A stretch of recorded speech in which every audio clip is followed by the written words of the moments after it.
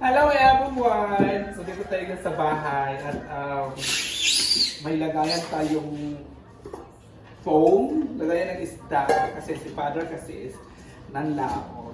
So ngayon tingnan natin kung madami bang kuha si papa na isda. Ano ipakita mo dito at yan ka ati.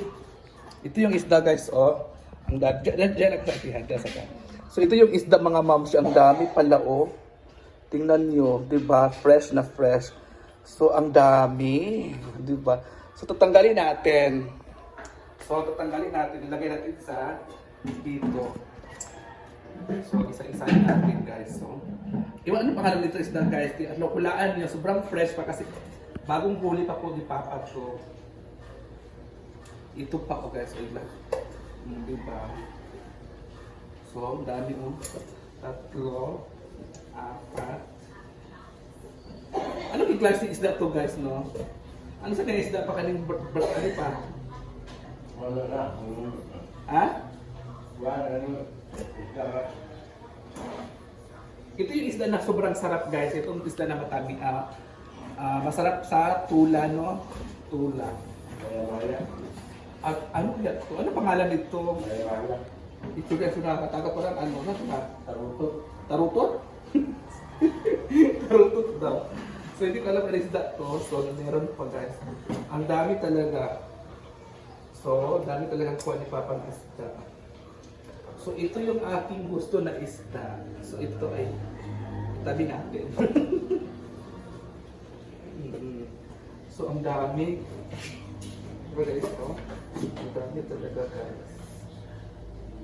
Ito pa. Ito ay 3 kilo. 4 na kilo pala ito mga mamsi. So 4 na kilo ang huli ni Papa. So hindi pa natin alam. At ito ay pugot. May pugot din ba? Ito pala pugot ay pag kumakain ito ng nylon ng pugot ay pwedeng maputol yung ano mo. Ito paggawa ni Papa nito, pagbuli ni Papa dito ay ano lang, ganung yung taga, ang tawag taga. Yung bingwit, yung binibingwit lang niya. Oh, ito guys, oh. Pero sa laot to siya, hinuhuli ni Papa sa malalim na tubig na dagat. Ito guys, meron pa oh. Oh. Fresh na fresh.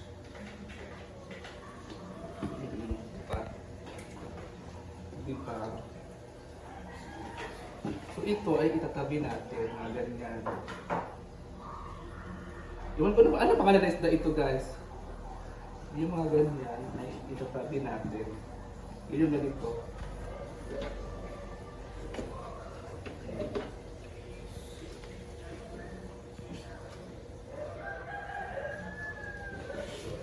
Diba? So yan lang muna mga mamsi. Wait lang, diba? Tama ko ng kamay.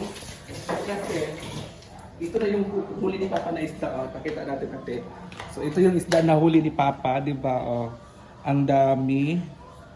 At ito din yung isda na kunti, walang kunti yung buto. Ganito.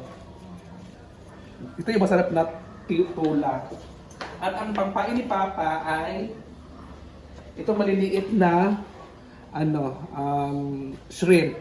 O, yan ang maliliit. Yan yung pangpain ni Papa sa kanyang panglalaot. Kaya, yan lang muna guys. Thanks so much. Mag-suggest nga kayo anong masarap na ulam dito guys. Oh. Mag-suggest kayo kung anong ulam na masarap dito. 'Di ba? Ito yung ulam na masarap. 'Di ba? Kulay orange pa, fresh pa talaga siya oh. So ayan ang mga mamsi, ito yung ating ibibenta natin to 1 kilo. Kasi yan po ay malalaki. So ito yung ating pangbenta ngayon. Oo. Ibibenta natin. Pagkalam ng kilo nito pa? 350. 350 po yung kilo nito. 350. Oh, di ba fresh na fresh. Oh, 350 po. Kakauwi lang po ang mga ano, sobrang fresh pa talaga. At ito naman yung ating pang-ulam. Ito naman yung ating ulam for today. Oo, ito ay ating ulam sa bahay. Stock natin sa ref. So ayan ay 350 lang po itong ganitong klaseng isda guys. Yang kilo. 350 ang isang kilo. 350. So kung sino man yung gustong magpa ng isda, like gawing gawing ulam o gawing tuyo, PM lang kayo sa akin. Like yung isa pa yung gunting-gunting, yung maitim na mahaba. Pwede po namin gawan kayo ng tuyo na ganon, di ba pa no?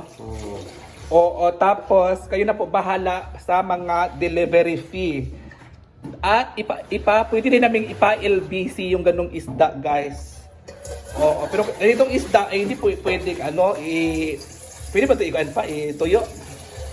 Ibula dili, no?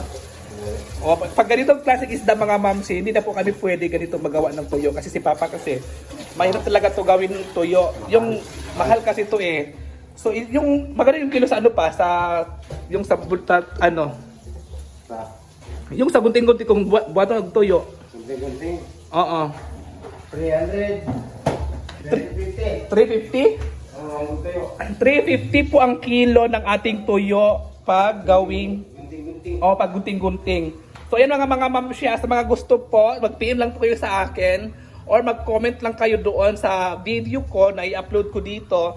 Kung sino man yung gustong magpapagawa ng tuyo, 350 po ang kilo ng tuyo natin, yung gunting-gunting na gawing tuyo. So ipapakita natin. Meron pa kami dito sa ref eh. Saan ba yon? Wala na. Wala na. Basta alam niyo na yun yung gunting-gunting. So wala na. Ha? Asa? So tingnan natin guys ha. 350 po ang kilo ha. 350 ang kilo. 350. Ay mo na? Manok mana? Wala na eh. So ayan ang mga mamsi, ibebenta na natin tong isda. Okay na? So ayun mga mamsi, ito ay 350, nabenta ko na po siya. At yung customer namin ay kapitbahay lang namin. So sabi ng customer ko ay palinisan daw niya muna, patanggalan ng kaliskis at bituka at hasan. So ngayon, lilinisan natin. So lilinisan natin. Kasi kailangan daw linisan. Sabi ng ating sabi ng ating customer. After nito, paglinis ay ihatid natin kasi nila kasi ang maganda talaga dito guys ay tawag dito.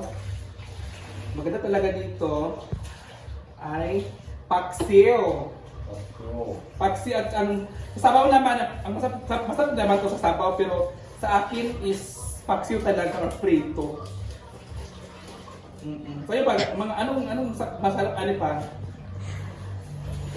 Tinula. Tindula kay Papa kasi tindula. Sa akin kasi paksiw o tindula.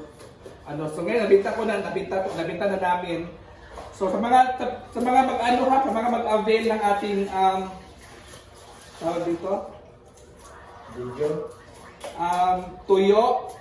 Mag-PM lang kayo. 350 rin ang kilo ng ating tuyo. Kami na po ang gagawa ng tapos sa mga ipa-LBC ninyo, kayo na magbayad sa guys, kayo na magbayad sa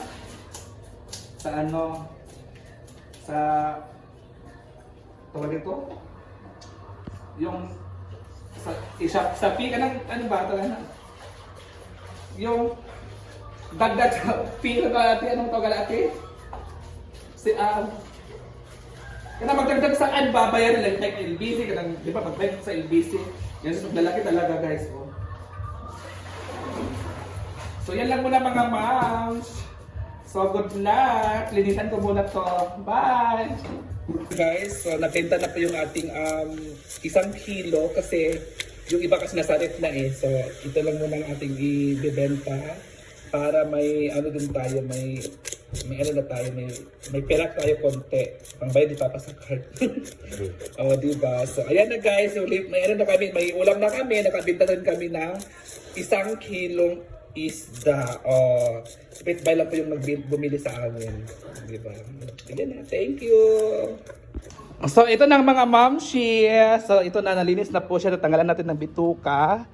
Ayan, so ihahatid na natin to. Oh, ayan. So ito ay 350 lang, 'di ba? Ang dami. Oo, 'di ba? Ang dami, guys. So yatin natin 'to kay Kuya G. Parang 'di ba? Isiyatin na natin 'to. Ang 350. So dito tayo, guys.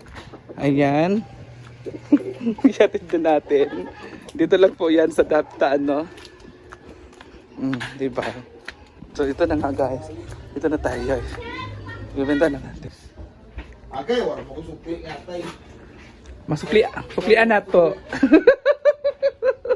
So ayun na, guys, so nabenta na po natin yung isda. Si Kenji po nagbumili dito sa kapitbahay David Banda. Guys, nabenta na rin natin sa wakas. Parang uulan na rin siya eh. So in-read ko na. Bakit ko? So ayan na, finally, nabayaran na po tayo. So ito yung pera ni Kuya G. At pabariyahan natin kasi wala daw siyang bariya. So ito na. So bariyahan mo siya, bigyan mo ako ng 1. Tagay lang 200, ako na papasok din sa iya. Ayan na. 200. So ayan na mga mamshi. So thank you so much kay Kuya G. Bumili ng aking isda na binebenta. So ngayon, maliligo muna tayo kasi sobrang pawis, sobrang nag-ikot talaga ako nang nagbebenta ng isda. So napagod ako. So ayan na, bye! Thank you so much!